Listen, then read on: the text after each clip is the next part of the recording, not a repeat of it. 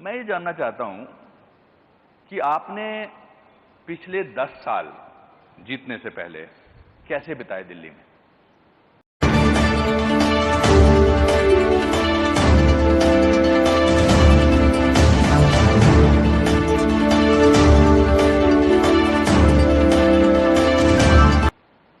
संघर्ष में जब ये देखते थे कि दिल्ली की जनता के साथ अन्याय हो रहा है, जब भ्रष्टाचार की रोज पोलें खुलती थी, जब शराब के ठेके गली गली खुल गए थे, तो हम संघर्ष में थे। हम कभी सचिवालय पे प्रदर्शन करते थे, कभी विधानसभा पे जाते थे, कभी केजरीवाल साहब के घर जाते थे, आवाज उठाते थे।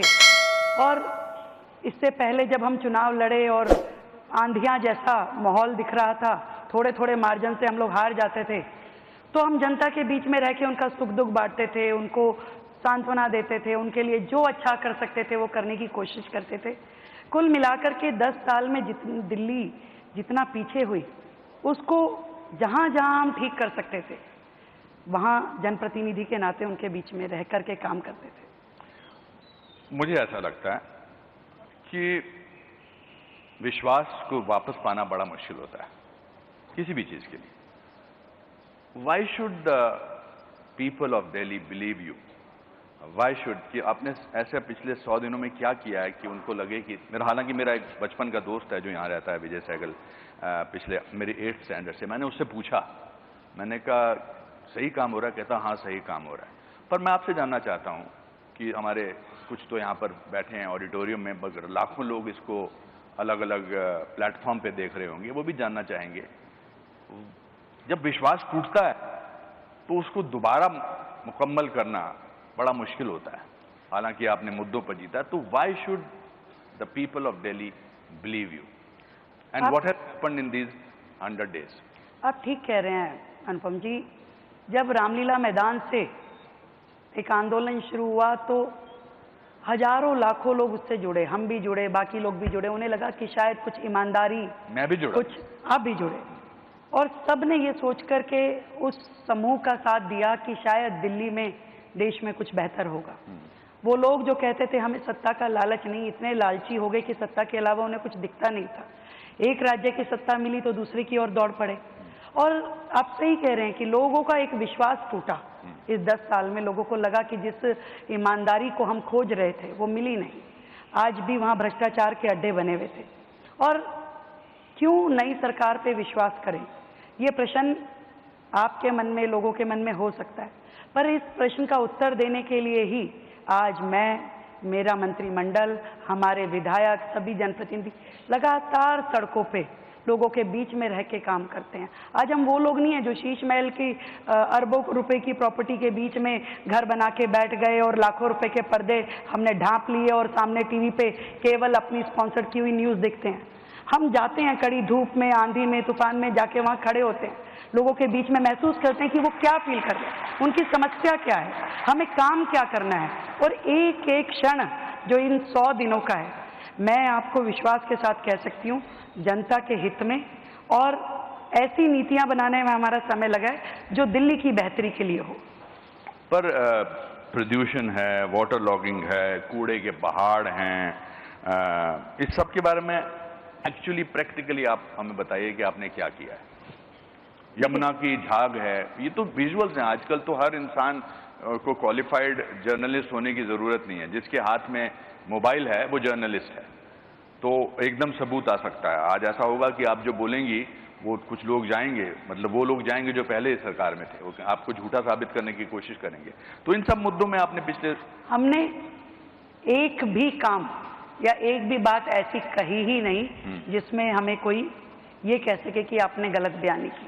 मैं आपको बताती हूँ, उन्हें 10-11 साल का समय मिला और उससे पहले भी सरकारें थी, पर दुर्भाग्य दिल्ली का ये रहा कि कभी किसी ने ना तो यमुना सफाई को उस सीरियसनेस से काम किया और ना ही कूड़े के पहाड़ और पर्यावरण को ठीक से करने के लिए। आप सोचिए कि दिल्ली देश की राजधानी है और दिल्ली ऐसा शहर बन जाए जिसमें पॉल्यूशन लेवल सबसे ज़्यादा हो, जो सर्दी गर्मी शहर में पूरे देश में सबसे ज़्यादा हो। आज यमुना 1300 किलोमीटर से ज़्यादा लंबी है, जो कि गंगोत्री से, यमुनोत्री से शुरू करके प्रयागराज तक चलती है, और दिल्ली में मात्र 48 किलोमीटर का स्ट्रेच है। उस 48 किलोमीटर के स्ट्रेच को ठीक करने के लिए, साफ करने के लिए कभी किसी की ना नीयत सही थी ना नीति सही थी। सरकार ने, केंद्र सरकार ने करोड़ों रुपए का बजट दिल्ली को दिया कि आप इस पे काम कीजिए, परंतु उनका विजन था नहीं। आज यमुना जी क्या है? यमुना जी में आज दिल्ली के सैकड़ों नाले, जो कि सीवेज है घरों की, जो सिल्ट है, जो गंदा पानी है, वो नालों के माध्यम से जाके यमुना जी में गिरता है। 22 बड़े नाले जो कि नदी से भी बड़े हैं, साहिबी नदी जिसको बोलते हैं, नजफगढ़ ड्रेन, शादरा ड्रेन, वो सीधा एज इट इज सिल्ट के भरे हुए, स्लज के भरे हुए जाके यमुना जी में गिर रहे थे। एक कदम पिछली सरकारों ने उसके लिए उठाया नहीं था। और मैं ये बताना चाहती हूँ कि 100 दिन के अपने छोटे से कार्यकाल में पहले हमने विषय को समझा, इस प्रॉब्लम को समझा, इसके समयबद्ध किस तरीके से हमें इस पे काम करना है।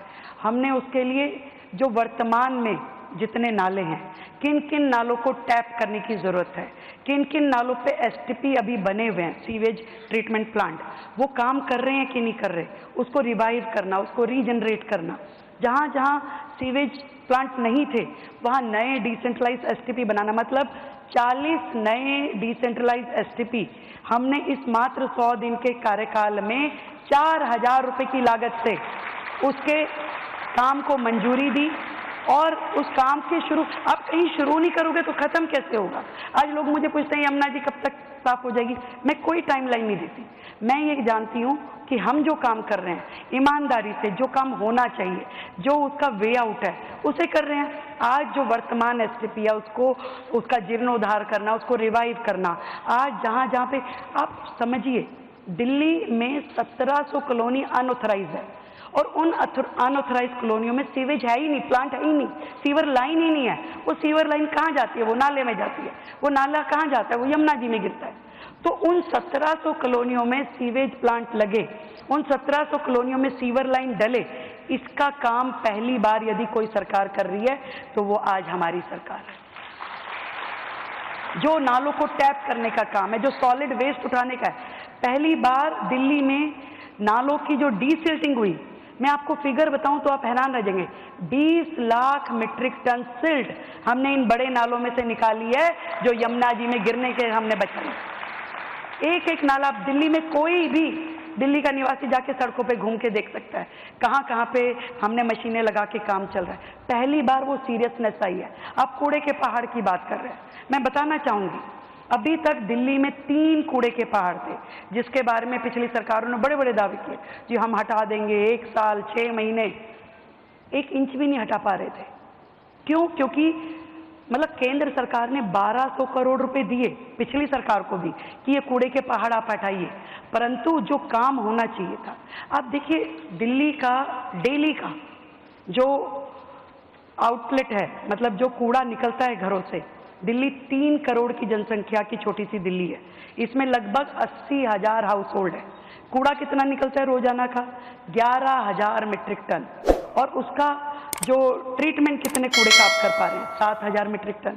तो रोजाना का 4,000 मीट्रिक टन कूड़ा जब खड़ा होगा, और पुराना 280 लाख मीट्रिक टन कूड़ा आपका लीगेसी वेस्ट था, तो आप बताइए कैसे आपने योजना बनाई, क्या काम किया? ऐसे कैसे खत्म होगा कूड़ा जब 4,000 मीट्रिक टन कूड़ा रोज जमा हो रहा है, रोजाना?